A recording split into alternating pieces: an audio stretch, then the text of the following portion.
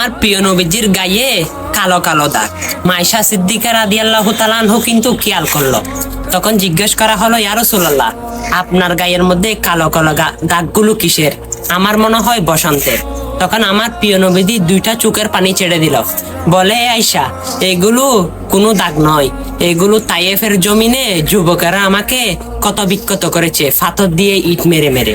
তো একবার নয়, দুইবার নয়, তিনবার বেহস করেছে ইসলামের বাণী মানুষের কাছে পৌঁছাতে গিয়ে। আর এগুলো আমার শরীরে এখন পর্যন্ত লেগে আছে। মাইশা সিদ্দিকা রাদিয়াল্লাহু তাআলা আনহু বলে, এগুলো আপনি আল্লাহর কাছে দরবারে ভালো হওয়ার জন্য দোয়া করেন, অবশ্যই ভালো হয়ে যাবে। তখন আমার রাসূল কেঁদে কেঁদে বলল, এই আয়েশা, এই দাগগুলোর কথা জিজ্ঞেস করিও না।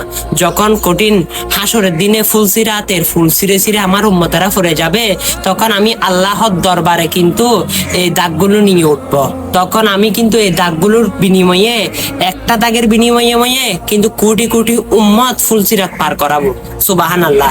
আমার আল্লাহ কিন্তু সে বাদেরটা আমাদের জন্য করে দিয়েছেন। নিজের দাগ পর্যন্ত শরীর থেকে নেয় নাই, কিন্তু আমাদের উম্মতের জন্য কান্না করে গিয়েছেন। সে রহমতের নবীর উম্মত আমরা। অবশ্যই সেই নবীকে যারা ভালোবাসি, এই সুন্দর বাণীটা আমি আপনাকে বললাম। আপনি চাইলে কষ্ট না হলে অন্যের কাছে শেয়ার করতে পারেন। আমার নবীর সঙ্গে ইনশাআল্লাহ তাআলা আপনার হাসর নাসর হবে, আর ভিডিওটা মানুষের কাছে পৌঁছে দিবে। আমিন।